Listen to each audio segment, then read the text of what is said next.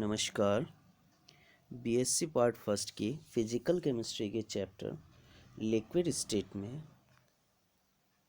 आज हम liquid crystal या द्रव क्रिस्टल का अध्ययन करेंगे। लिक्विड क्रिस्टल्स हम किसे कहते हैं? सामान्यतः ठोस पदार्थ जो हैं उनको अगर हम गर्म करते हैं तो एक निश्चित ताप, जिसको कि हम मेल्टिंग पॉइंट या गलनांक बिंदु कहते हैं, उस ताप पर ठोस द्रव अवस्था में परिवर्तित हो जाता है। लेकिन कुछ ठोस ऐसे होते हैं जो गर्म करने पर दो प्रावस्थाओं में बदलते हैं। पहले एक निश्चित ताप पर जो द्रव है वो एक गाढ़ा सा, या हम ये कह सकते हैं टर्बिड लिक्विड बनाते हैं, जिसको हम गर्म करते हैं तो एक निश्चित ताप पर स्वच्छ या क्लियर लिक्विड अवस्था में आ जाते हैं। अब इसको हम और अधिक गर्म करेंगे तो ये गैसीय अवस्था में परिवर्तित हो जाते हैं। तो ठोस पदार्थ से द्रव पदार्थ में बदलने के दौरान ये जो बीच की मध्यवर्ती अवस्था होती है, इस मध्यवर्ती अवस्था को हम मीसोमॉर्फिक स्टेट कहते हैं। यानी पदार्थ की कुल 3 नहीं, हम वरन 4 अवस्था कह सकते हैं। यानी पहले ठोस है, ठोस को अगर हम गर्म करते हैं तो यह एक टर्बिड या आविल द्रव बनाता है, जिससे हम मीसोमॉर्फिक अवस्था कहते हैं। जब इसको हम और अधिक गर्म करेंगे तो एक क्लियर लिक्विड फॉर्म में आ जाएगा, यह हमारी द्रव अवस्था कहलाती है। और जब हम इस द्रवावस्था को और अधिक गर्म करेंगे तो ये गैसीय अवस्था में परिवर्तित हो जाता है। तो इस तरह से 4 अवस्था हो गई: ठोस, मीसोमॉर्फिक, लिक्विड और गैसियस। अब हम साधारण पदार्थों के लिए अगर हम ठोस, द्रव और वाष्प में अगर ग्राफ देखें तो वो इस तरह से आता है। ये इस ग्राफ में जो ये रीजन है, ये ठोस रीजन है, यानी इस रीजन में जो पदार्थ है वो ठोस अवस्था में होगा। इस रीजन में जो पदार्थ है वो वाष्प अवस्था में होगा, और इस रीजन में पदार्थ जो होगा वो द्रव अवस्था में होगा। यानी अगर हम ग्राफ देखें तो ये जो ग्राफ है ये बताता है ठोस और वाष्प के बीच का ग्राफ। यानी इस लाइन पर पदार्थ की ठोस अवस्था और वाष्प अवस्था समय अवस्था पर होगी। इस लाइन पर पदार्थ की द्रव अवस्था और वाष्प अवस्था समय अवस्था में होगी, और इस लाइन पर पदार्थ की ठोस अवस्था और द्रव अवस्था समय अवस्था पर होगी। यानी ये जो ग्राफ की लाइन है ये ठोस, द्रव और वाष्प में विभेद करती है, यानी उनकी सीमा में विभेद करती है। लेकिन अगर हम द्रव क्रिस्टल के लिए अगर ग्राफ खींचे, प्रावस्था आरेख खींचे, तो वो इस तरह से आएगा। इस प्रावस्था आरेख में ये जो रीजन है, ये रीजन क्रिस्टलीय ठोस रीजन है, यानी इस रीजन में पदार्थ क्रिस्टलीय ठोस अवस्था में होगा, और इस रीजन में जो पदार्थ है वो द्रव क्रिस्टल अवस्था में होगा, और इस रीजन में पदार्थ द्रव अवस्था में होगा, जबकि इस रीजन में जो पदार्थ होगा वाष्प अवस्था में होगा। यानी अगर हम आरेख की बात कर रहे हैं तो ये जो लाइन है, इस लाइन पर क्रिस्टलीय ठोस और वाष्प साम्यावस्था पर होंगे, इस लाइन पर क्रिस्टलीय ठोस और द्रव क्रिस्टल साम्यावस्था पर होंगे, और इस पर द्रव क्रिस्टल और द्रव साम्यावस्था पर होंगे, जबकि इस पर द्रव और वाष्प साम्यावस्था पर होंगे, और इस पर द्रव क्रिस्टल और वाष्प साम्यावस्था पर होगी। अब मीसोमॉर्फिक अवस्था में पदार्थ विषम दैशिकता का गुण दर्शाता है ना, एनाइसोट्रॉपी शो करता है। और जो ठोस हैं, क्रिस्टलीय ठोस हैं, वो भी एनाइसोट्रॉपी या विषमदैशिकता दर्शाते हैं। अब क्रिस्टलीय ठोस विषमदैशिकता दर्शाते हैं, और मीसोमॉर्फिक जो पदार्थ है वो भी विषमदैशिकता दर्शाता है, परंतु मीसोमॉर्फिक अवस्था जो है उसमें पदार्थ द्रव अवस्था में होता है, इसलिए हम इस अवस्था को द्रव क्रिस्टल कहते हैं। द्रव क्रिस्टल यानी दर्शाने वाले जो पदार्थ हैं उनमें सामान्यतः लंबी श्रृंखला वाले कार्बनिक अणु होते हैं, जिनमें हमारे क्या हैं, OR, NHR, COO समूह हो, या मध्य में C++N, N++NO या C++C समूह।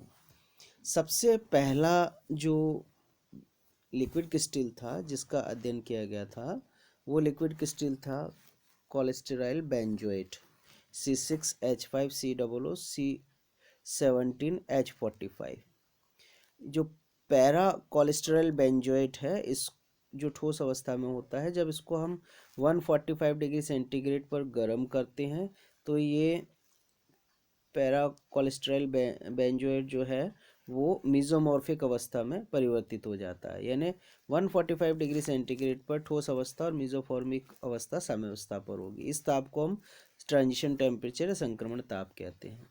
अब अगर हम ताप और बढ़ाते हैं, 178 डिग्री सेंटीग्रेड कर देते हैं, तो जो मीजोमॉर्फिक अवस्था है वो द्रव अवस्था में परिवर्तित हो जाती है। इस टेम्परेचर को हम मेल्टिंग पॉइंट या गलनांक कहते हैं। यानी 178 डिग्री सेंटीग्रेड पर पैरा कोलेस्टेरॉल बेंजोएट की मीजोमॉर्फिक अवस्था द्रव अवस्था के साथ साम्यावस्था पे होती है।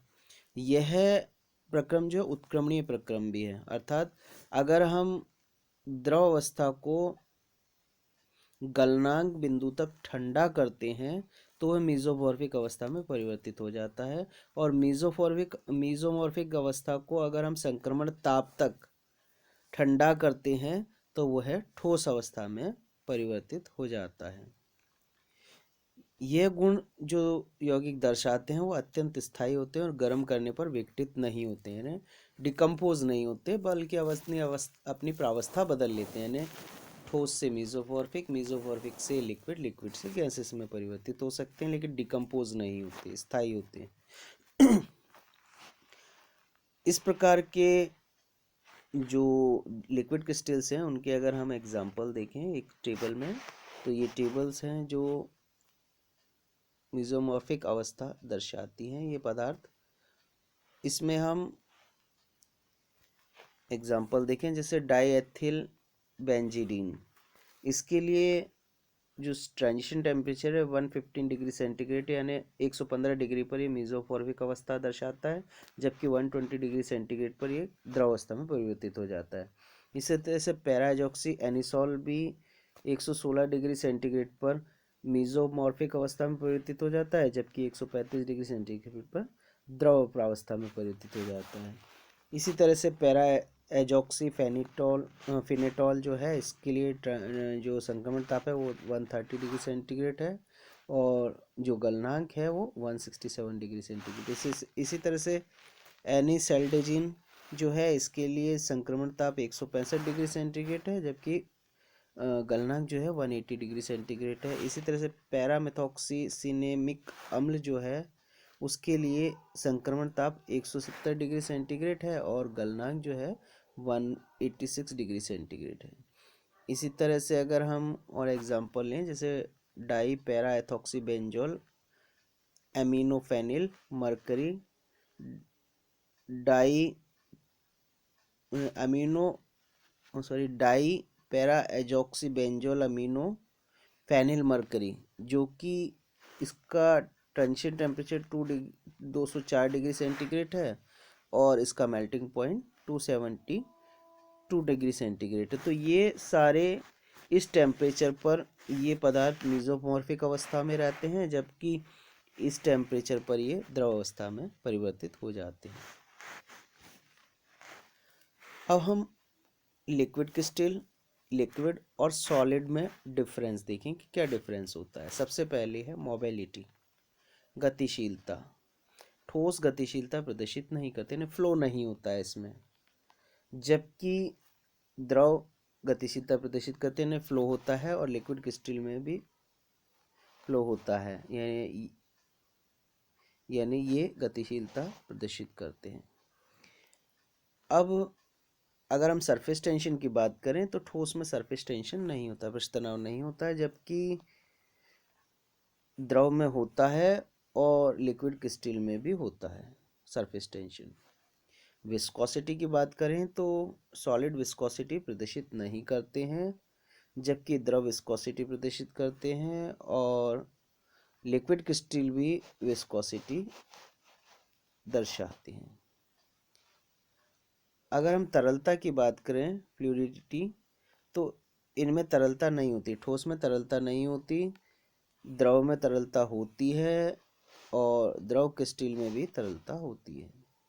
अगर हम एनाइसोट्रॉपी की बात करें, आइसोट्रॉपी और एनाइसोट्रॉपी, तो सॉलिड में विषमदैशिकता अर्थात एनाइसोट्रॉपी होती है, जबकि द्रव में समदैशिकता होती है, आइसोट्रॉपी होती है, और लिक्विड क्रिस्टल में विषमदैशिकता या हम ये कहें एनाइसोट्रॉपी होती है।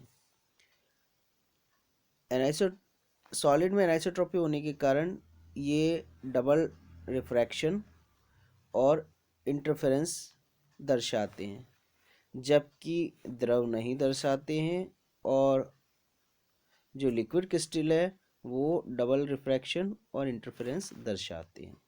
तो इस तरह से जो लिक्विड क्रिस्टल है उनके कुछ गुण द्रव के समान है और कुछ गुण ठोस के समान है। तो हमें देखते हैं कि जो कुछ क्रिस्टलीय ठोस जो हैं, यानी जो लिक्विड क्रिस्टल्स हैं, उनके कुछ गुण क्रिस्टलीय ठोस के समान हैं, जबकि कुछ क्रिस्टल द्रव के समान है, इसलिए इसे द्रव क्रिस्टल कहते हैं। यानी द्रव के समान और क्रिस्टल के समान गुण होने के कारण इसे लिक्विड क्रिस्टल कहते हैं, या हम इसको एक और नाम से क्रिस्टलाइन लिक्विड भी कह सकते हैं। अब लिक्विड क्रिस्टल में विषमदैशिकता का गुण होने के कारण हम इसको विषमदैशिक एनाइसोट्रॉपिक लिक्विड्स भी कह सकते हैं, क्योंकि एनाइसोट्रॉपी सॉलिड का गुण होता है, क्रिस्टलीय सॉलिड का गुण होता है, लेकिन लिक्विड क्रिस्टल्स में भी एनाइसोट्रॉपिक गुण पाया जाता है, इसलिए हम इसको एनाइसोट्रॉपिक लिक्विड या विषमदैशिक द्रव भी कहते हैं। अब इन सबसे उपयुक्त नाम जो है वो मीजोमॉर्फिक स्टेट है, यानी मध्यवर्ती अवस्था है, क्योंकि ये ठोस और द्रव के बीच की अवस्था होती है, इसलिए हम इसको मीजोमॉर्फिक अवस्था या मीजोमॉर्फिक स्टेट भी कहते हैं, जिसका ग्रीक भाषा में अर्थ है मध्यवर्ती रूप, अर्थात ये ठोस और द्रव का मध्यवर्ती रूप है। Thank you.